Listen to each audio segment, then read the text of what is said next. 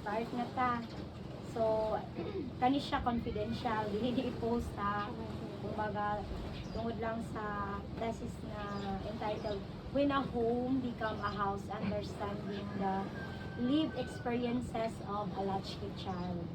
So, question number 1. How do you personally view your experience growing up as a latchkey child? Can you describe the daily situation or routines that shape this view? As a latchkey child, I see my experience as nakatulong sa pagiging independent ko. Madalas akong naiwan sa bahay, kaya natuto akong mag-asikaso ng sarili at sumusunod sa mga bilin. And usually, pag uwi ko galing school, kumakain ako, gumagawa ng assignments, at tumutulong sa chores. Dahil dito, naging mas responsible ako. Okay, kinsa din ka uban sa balay? Oo. Sila, auntie, baliwer. Ay, do, sa, oo. Katong mga igsoon lang ako, mga kapatid ko lang. Pila day ka po kayo may suon. Bali, anin ni ko po, anin ni lahat, pero upat lang ang nag-uban sa isa kabalay kay lagyo naman. So, ikaw ang, Kung baga magulang sa amo ang upat. okay. So, next. When you think about being left at home without adult supervision, what experience stand out the most to you? Why do this experience remain memorable? When I think about being left at home without an adult, ang pinaka-tumatak sa akin is pagiging independent. Natuto akong gumagawa ng task on my own, like pagkain at paglilinis, assignments. So, memorable ito kasi naging more responsible ako. So aside na unsa pa nga memorable nga dili mo balikan na katong kamulang upat nga especially during katong nilakaw na imong mama ana Nagkasinabot ni sa bawat sa balay, like sa bawat buluhaton, nagkasinabtanay ni kung asa ni na-assign. And also, kinsay nag-a-assign? ako. Siyempre ako. Kaya ako may magulang. Then, tapos, pag may nag-away, siyempre ako ang mag-cancelaha. Mag-away pa ng mga mangkot. Mag-away. So ikaw ang nag-act as Kumbaga, murag, na bidila, mama, kung papa. Kumbaga, kung yan, kung ano sa ako. anay mong role. Kaya asa din mo papa that time? Nagtrabaho. Then, akong mama, nanay ko, lain, Kumbaga, ako ang nagtaguyod ba? Ang nagtaguyod. Bali, ikaw ng mama. Lagi. Kaya ikaw man ang eldest. Ako Next. How did your responsibilities or routines at home influence the way you viewed being latchkey child? Can you describe responsibilities that had a strong impact on you? So, my responsibilities at home made me more independent dahil sa chores at pag-aalaga sa sarili and also sa mga kapatid ko. Natuto akong maging responsible sa mga bawat gawain. Next. In what ways did your experience as a latchkey child influence how you behaved or responded to the situation while growing up? Can you describe a situation where this became clear to you? So my experience as a latchkey child made me more independent. Natuto akong mag-decide on my own, lalo na when I handle problems at home without an adult. Oo na siya. Ikaw tanan nag-decide. Oo. Sa imo maigsoon, ikaw po nag-decide. Ay di, During the time na kumbaga kamo lang upat dito sa Ay, inyong oo. balay. Sa bawat ko, Oo. ako ang nag-decide ko sa mga dapat imuon, ang mga nindot para sa amuan. Or Sa inyong upat. Kamo jud upat ang nabilin sa balay. Oo. Next, how do you interpret the overall impact of your experience as a latchkey child in your life? What parts of those experiences shape who you are today? So, my experience as a latchkey child had a positive impact on me nakatulong ito para maging independent and responsible. Responsible ako yung mga moments na ako lang mag-isa, gumagawa ng task, ang nag-shape kung sino ako ngayon. Okay, thank you. How would you describe your feelings about being latchkey child? What emotion did you commonly experience during those times? As a latchkey child, I feel lonely and sometimes anxious kasi mag-isa lang ako sa bahay. Pero natutunan ko rin maging independent and responsible. May sadness minsan pero naging strong din ako dahil doon. Okay, you tell niya, you sad, anong mga particular experience na na-feel din mo ang loneliness or sad, anxious? Like, pag ano din ako, mga naagian na mo. So, yung nangaagian, sa kung naagian mo? About sa among family, like broken hearted, like di naisip na ko na maano na ko ba nga pag makita ko na ko sa mga tao nga like kompleto sila. So ma-realize na maano na ko, maisip na ko na unta ingano ni sila ha. Like dili lang ako mag-alaga sa mga dunta na ako mama o papa para maoy magkaguyod sa mo. Like, ano nga experience.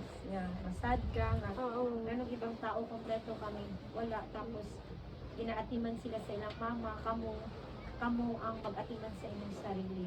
Next. What did you usually feel when you realized you'd be alone at home without adult supervision? What thoughts often came to your mind during those moments? So, when I realized na mag-isa ako sa bahay, I feel scared, lonely, and bit anxious. Naisip ko minsan na kaya ko ba to? Or what if may mangyari? Pero habang tumatagal, I learned to stay calm and maging independent. So, na-adyo experience niya nahadlo ka kahit atong upat lang mo ka magsuon. Ngano man unsa to nga panghitabo nga na-feel gyud nimo ang kahadlo.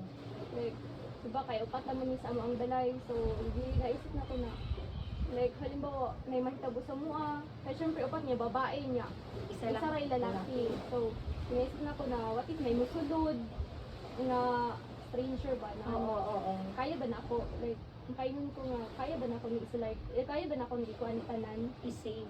i-save tanan. So inaana ako mama kuan dati nakatungod. Gani bata pag yun. So ano, Okay, next.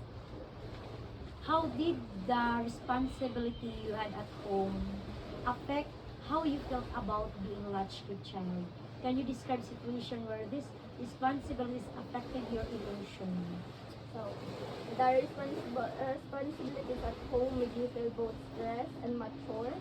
Na-stress ako minsan kasi I had to do things carefully while I was alone. Pero may moments din na proud ako kapag kaya ko mag-isa kasi it helped me become more independent. So, na-stress ka, kan mo nag-imhan na tanang trabaho, Ano yun? tapos nagpakay manghod nga at imanon. So, usay, magpabadlong pa ang manghod.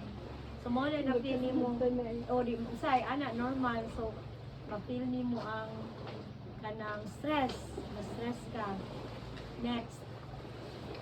How did being alone at home influence your sense of safety or comfort? Were there moments when you felt worried or uneasy? So being alone at home made me feel a bit unsafe and uneasy, lalo na kapag tahimik o gabi. May times na kinakabahan ako, pero natutunan ko rin maging calm and mag-iingat sa bawat So, naging strong na din. Naanad na. naanad na sa kadugay nga nakuan gid sa buwan. Na kamo lang upat. Kay nagalakaw yung papa. Dugay mag-uli, anak.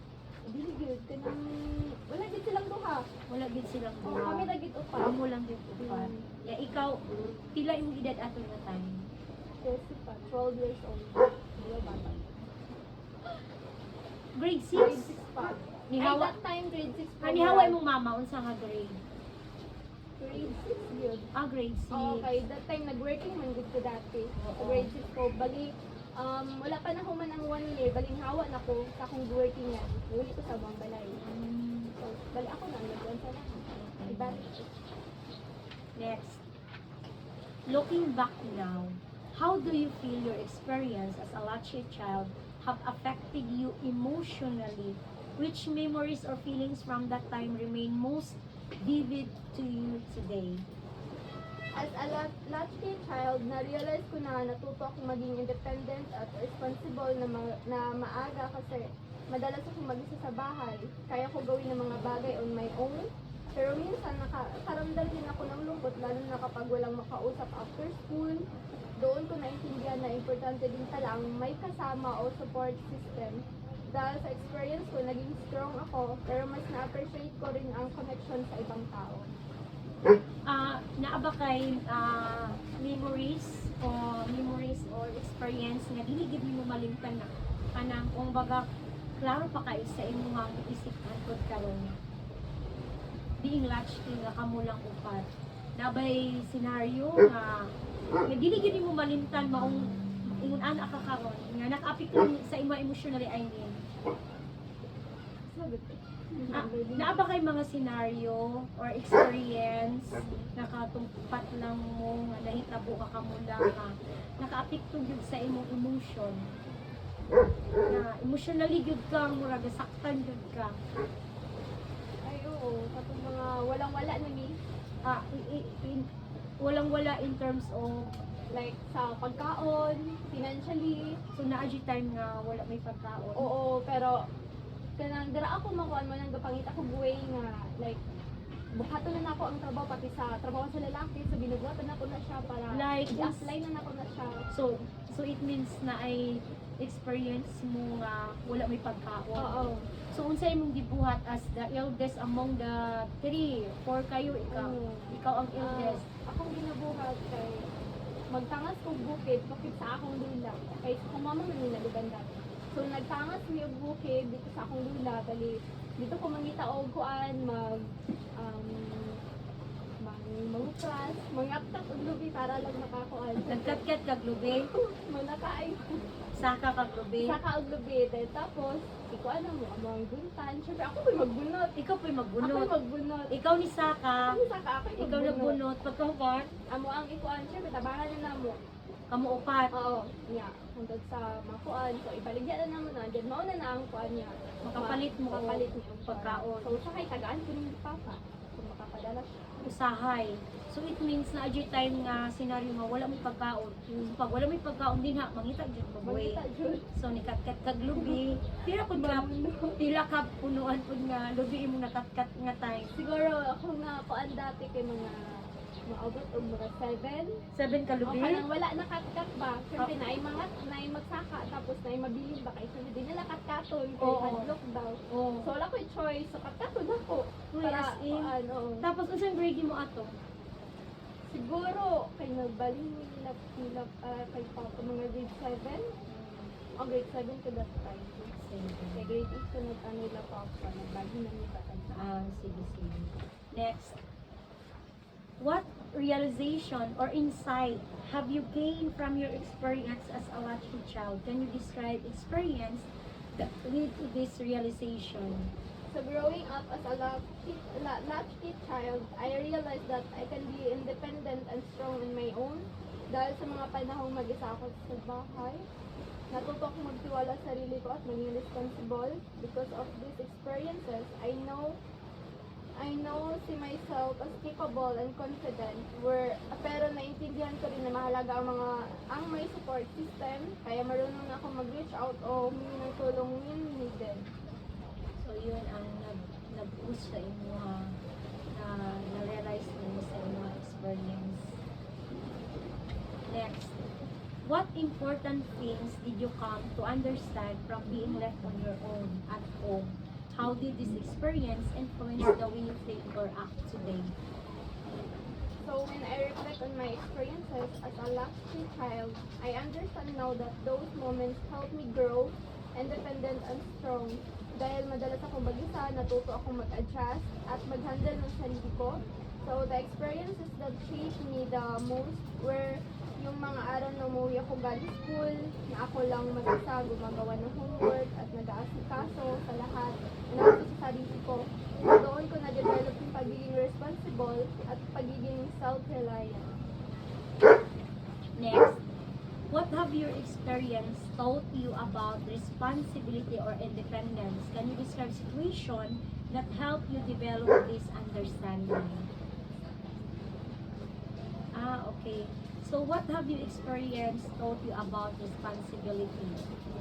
So, magiging experience like magiging independent sa bawat kahit anong mangyari dapat strong lang, magiging independent tayo. And also, Can you give me example of situation na na-develop itong pagiging responsible and independence? So, syempre katong ikaw ra isa sa imong mga igsuon. like, the most were yung mga araw na umuwi ako na mag-isa.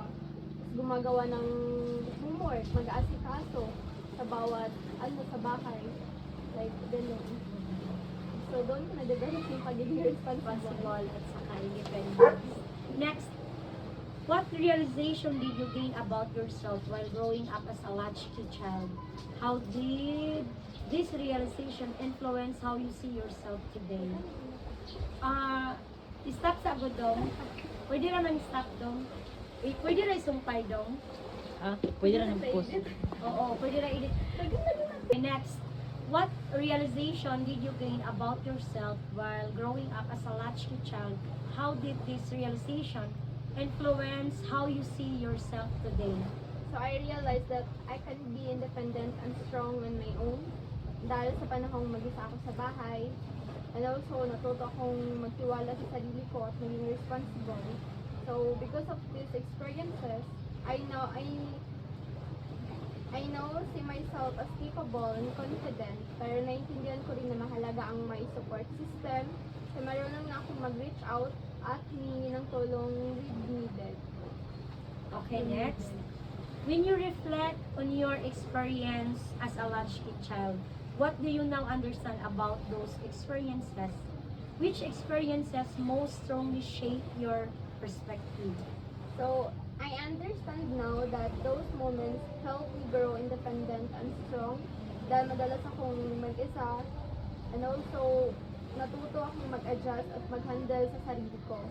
So, the experiences that shaped me the most were yung mga araw na umuwi ako galing school, na kami lang sa bahay, then nag-aasikaso sa kanila na also sa sarili ko. So doon ko na develop ang pagiging responsible at pagiging self-reliant. Okay, thank you, Aileen. Sige na, thank you na Dodong. I-connect lang na to